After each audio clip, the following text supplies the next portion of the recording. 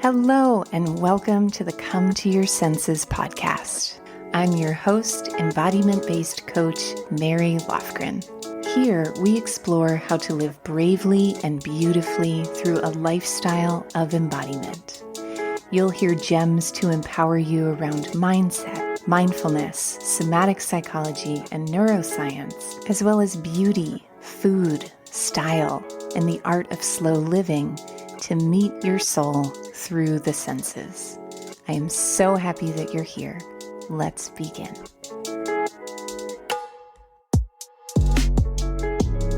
Hello, gorgeous beings, and welcome to Come to Your Senses. Welcome to today's episode, which is all about how to create an embodied, feminine-based spiritual practice. So when I would hear feminine spiritual practice, often the first place that my mind would go would be to goddess worship and worshiping of the feminine as it expresses itself through deity, which is awesome.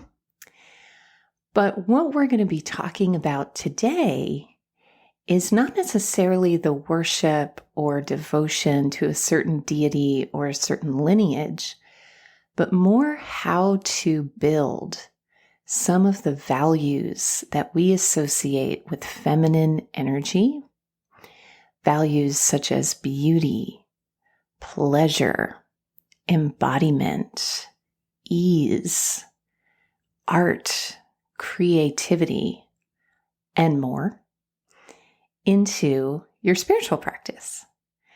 So I grew up a super Catholic. I like to say that I wore a cape around with a big SC on the back. And I loved the ritual of church. And I would go to Stations of the Cross for fun. When I made my first communion, you had to kick me out of the joint. I just would go every morning so that I could go through this special ritual. And when I was a little kid, people would ask me, what do you want to be when you grow up? And I would say a priest. That was always my dream and my goal. And of course, as I grew more into myself, I found that the curves of my soul and my spirit no longer fit neatly inside the straight lines and linear angles of the faith I was brought up in. And the last 25 years of my life and of my professional career have really been about walking the labyrinth of coming home to my body as sacred ground and sharing that with others. And so today I am going to share with you some of the principles of a feminine embodied spiritual practice. And then from the foundation of those principles, we will talk about how to build a sustainable practice into your life. Today is going to mainly focus on these foundational principles, not so much on the how. Our next episode is going to give a bit more detail into that. But before we dive into the how of anything, and this is a feminine principle in itself, before we go into drive and action, we first must settle and snuggle in to depth.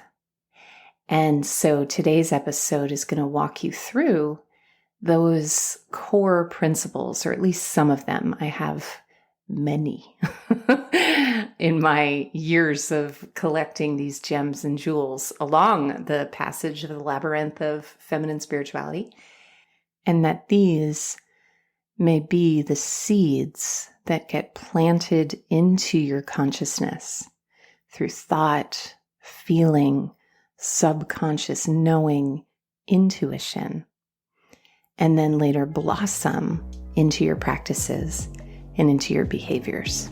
So without further ado, let us dive in to our gems.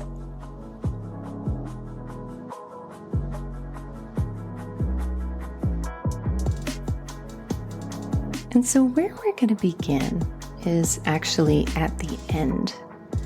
We're going to reverse engineer these feminine principles and go to the result of a feminine-based spiritual practice, which I believe is an experience of radiance. So inside of every living being is a divine spark. And there are things that bring that spark alive and allow it to be visible. And there are things that diminish our spark. Whenever you tell the truth and make yourself vulnerable and open your heart, there is a glimmer of radiance. Whenever you lean into true, authentic pleasure as opposed to a performative kind of pleasure, radiance.com. When you reach higher than you think you deserve, 1-800-RADIANCE. When you go slow, when you taste, touch, walk without rushing, feel and engage with life, your divine spark and spirit awakens. Some of the things that we know tend to diminish our radiance are things like tension in the neck and shoulders.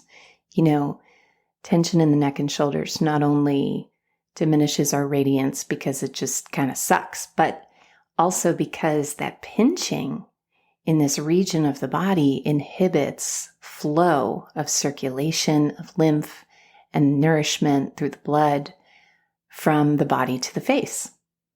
So when you've been hunched over a computer, it's not just the blue light or the long hours, but it is an actual physical obstruction to your physical body's radiance. People pleasing, instant radiance killer. Withholding, lashing out. There's our emotional constellation of radiance. Settling, real radiance crusher. And I share all of these things with you because radiance is billed as something that we can buy in a bottle or something that we'd have if we just did better or made more money or lost weight or ba-da-da-da-da. And true radiance is not something that can be bought, but it is something that can be awakened. And that's exactly what the principles that we're about to go through now are going to open up for you. And I also want to share something I'm so excited about, because a lot of the time we can't even see what is blocking our radiance. And I don't know about you, but I sometimes feel like I am drowning in a sea of information out there in the world. Like there is no lack of ways that you can change your life or things that you can do to transform. And while I would just be so delighted if my little inner isolator could actually create change from an infographic so that I could avoid all the messiness of vulnerability, what I know deep in my heart and deep in my bones is that real transformation happens when we are seen and supported. And last week, I cut the ribbon on the Come to Your Senses coterie, which is my 6-month body-led immersion to reignite your radiance through artful embodied living. I am so excited about it. I've literally been working on it, massaging it, writing it, perfecting it for a year. We open the coterie once a year, starting at this time. And I know for myself that when I am considering working with someone, I love reading their copy. I love checking out their emails and sniffing through their social media, but there is just nothing that compares to sitting across from someone and feeling that resonance in my body and experiencing the kind of service that that person can offer. And so in celebration of the coterie now being open for enrollment, one of the things that I am offering is something called Radiance Renewal Sessions. And these are 40-minute coaching sessions with yours truly that I am performing at a reduced rate for people who are coterie curious and want to get a taste of the kind of support and relationship and sensory style of coaching that I offer that is an essential part of the coterie experience. These sessions begin with a radiance assessment that you do on your own and that you submit to me, and I review it before our session so that we can have a full, rich, thorough time together.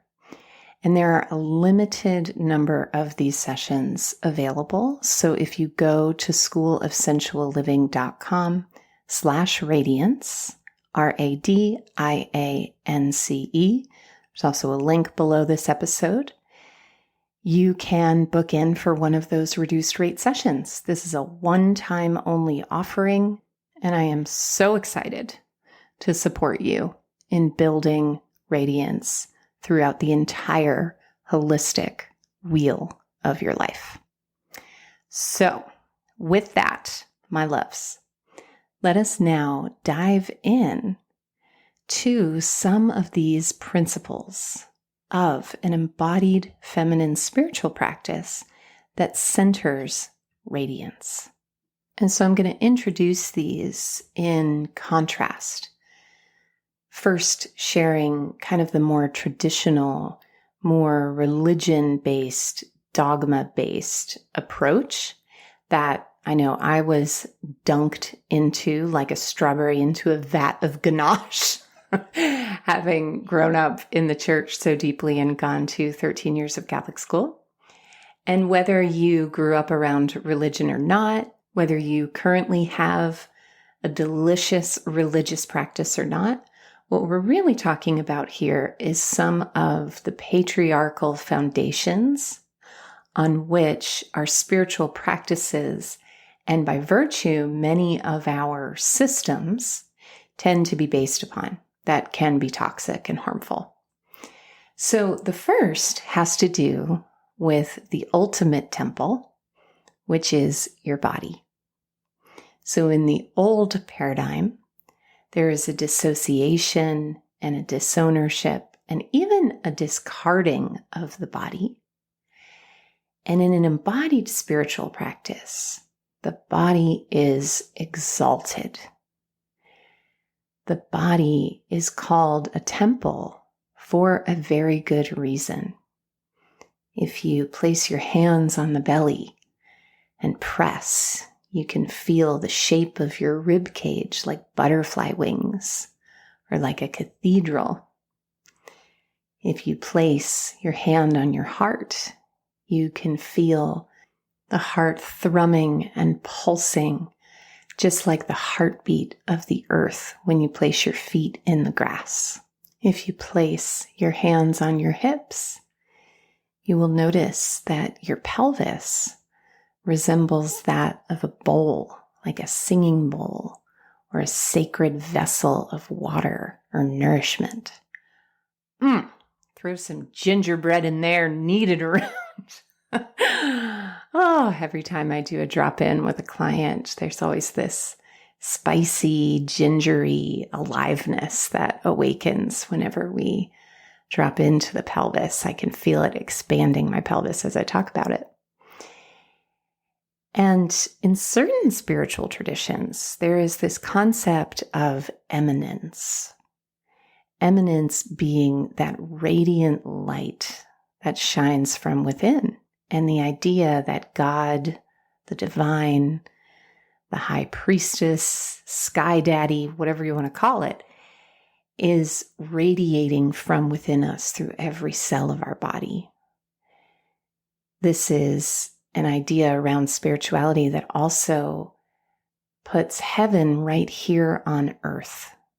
And so, in contrast to some of these more patriarchal, father-based masculine lineages, where heaven is something that we're trying to get to and something that we're constantly being judged on, and where our spiritual condition is based on an outside source of dogmatic rules, those are very different from this idea of God, higher power, the divinity within you, radiating from every cell of your body.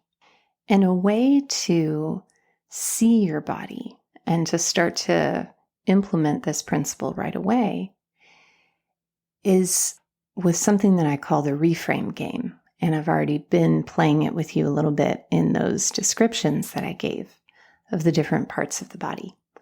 But I remember being in my 20s, hating my body, just such a tortured relationship to it, and making all sorts of comparisons that were degrading and deprecating, and that allowed me to connect with people through my self-loathing. So things like my skin is the color of uncooked poultry, or my belly looks like Jabba the Hutt, or, you hear things like my butt is flat as a pancake. All these sayings that we have in our culture. And you might draw some of those comparisons too. And I urge you to play the reframe game, which is where you look at those parts and you compare them to something holy and sacred. So for example, I'm looking at the bones on my hand, and they stretch out like rivers branching out from the sea. I'm looking at the arch of my foot, which resemble the arched windows at Lincoln Center, which is holy ground for me as an art lover. I just paused this recording so that I could look at my belly and find an angle that reminded me of something gorgeous and sacred. And I noticed the way that the curve on my oblique resembles the curve of a cello or a violin. And so this is just one way that you can reclaim and retrain the gorgeous Taj Mahal that your body is, 1 millimeter at a time. The second principle of a feminine embodied spiritual practice centers around pleasure. So when I was a kid, we had this cookie jar, and it was in the shape of a Franciscan monk. And it had like the brown robes and a bald head, and etched into the robes was the commandment, "Thou shalt not steal." And I actually loved it. I thought it was so charming. We had many members of clergy in my family, in just different parts of my family across my mom's and my dad's side. And so it was a very common thing to have laying around the house, a Franciscan monk cookie jar. And I remember when I went to make my first confession, which is one of the sacraments in Catholicism. When you're 7 years old, you go into a priest and you confess your sins. And everything that I confessed to was something that caused pleasure in my body. So eating too many cookies, doing a cartwheel in the kitchen when no one was looking because I wasn't supposed to do cartwheels. I'm sure that rule was in place for my safety. But what is fascinating to me is the way that was conflated with an act of betrayal against God. Something that brings me a lot of comfort is knowing that the etymology, one of the roots of the word sin, is separate. And so in embodying a more feminine spiritual practice that feels abundant, nurturing, body-based, indulgent of the senses, and uses the instrument of the body to play the song of your own divinity, you are not only encouraged, but it is considered a virtue to experience and to receive pleasure, to nourish your little nerve endings as a gift from the divine. It is what you were designed for. And the last principle that I'm going to share just for today, we'll be revisiting these again in future episodes, but the last one we'll share for today is sensual gratification.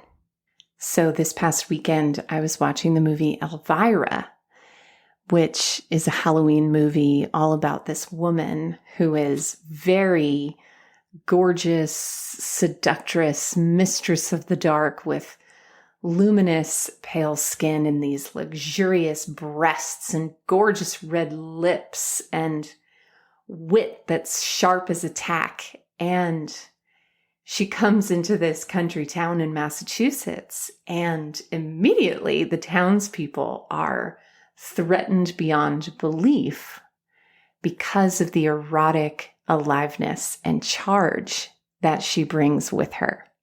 And women who prioritize their erotic and sensual gratification have been magnetically scandalizing the planet since Eve took her first bite of the apple. You know, there's that Cole Porter song, "You Got That Thing." You got that thing, you got that thing, the thing that makes birds forget to sing. Yeah, you've got that thing, that certain thing. Karen Fitzgerald, this is for you. You got what Adam craved when he, with love for Eve, was tortured. She only had an apple tree, but you've got an orchard. You got those ways, those taken ways that make me rush off to Cartier's for a wedding ring. You got that thing. See, that is my erotic aliveness coming through the airwaves into your sweet little eardrums. It's taking a risk. It's celebrating my life through song. It's being vulnerable with my perfectly imperfect voice. And all of that translates into my sensual life. I won't go into too many details, but recently I have been, what shall I say here? Exploring, relating to, I'm being very vague. I have been having marvelously satisfying sensual experiences that are so genuine and authentic and vulnerable and open. And it's all because of years and years of devotion to that radiance inside myself that shines even in its darkness. So let us not confuse radiance with prettiness. Of course, there's nothing wrong with prettiness. I live for prettiness in my everyday. However, beauty and erotic aliveness and the face and radiance of someone who has seen the face of God in their own eyes through their sensual body, that, my friends, is something different. That is the goddess herself animating the human body. And with that crescendo of an ending, we are going to stop there for today's gems. And if you are ready to feel your radiance expand, to access new levels of your intuition, to elevate your beauty, own your magnetism, and flourish in your body, head to schoolofsensualliving.com/radiance. It's a mouthful, I know. you can click the link below this episode to just go directly there. Concierge link awaits you.